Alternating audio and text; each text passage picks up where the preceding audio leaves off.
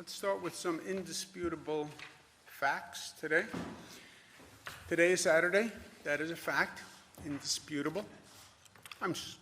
Somebody probably could dispute it, but I will stand by that factual determination. Hospitalization numbers are down. Good news. We been hovering around 18,000, then we went to 17,000, and we're now at 16,000, almost 17,000, but that is good news. We're down now for several days. The statisticians will say, are we past the apex? Have we hit the plateau and flattened for a period of time? And are we now on the way off the plateau and on the descent?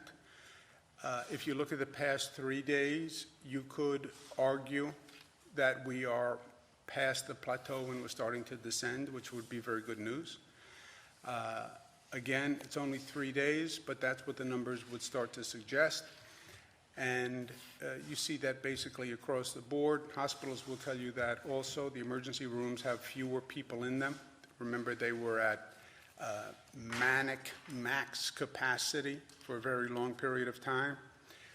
Remember, we increased the hospital capacity by 50%, so every hospital had 50% more, and that capacity was overwhelmed, which just reminds us of the job the hospitals have been doing. But we see that in the numbers as well as what the hospitals are saying to us. You look at the 3-day average, which is more accurate, that is down. The ICU admissions, that I don't think is reflective of anything anymore, but we continue to include it for some unknown reason, are also down. The intubations are down, which is very good news.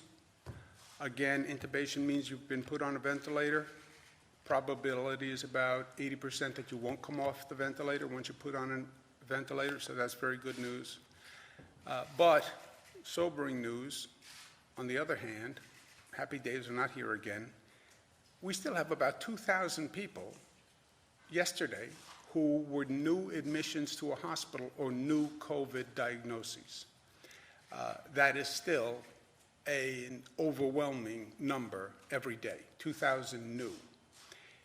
If it wasn't for the relative context that we've been in, this would be devastating news, 2,000 people coming into the hospital system or testing positive.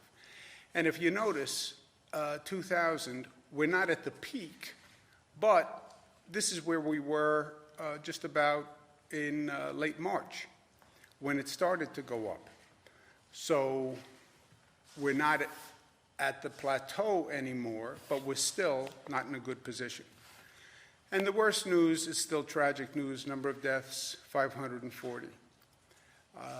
It's not as high as it was. It's still 540 people died yesterday. 540 people, 540 families.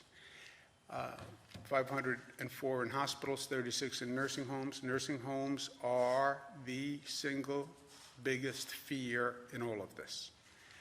Vulnerable people in one place. It is the feeding frenzy for this virus.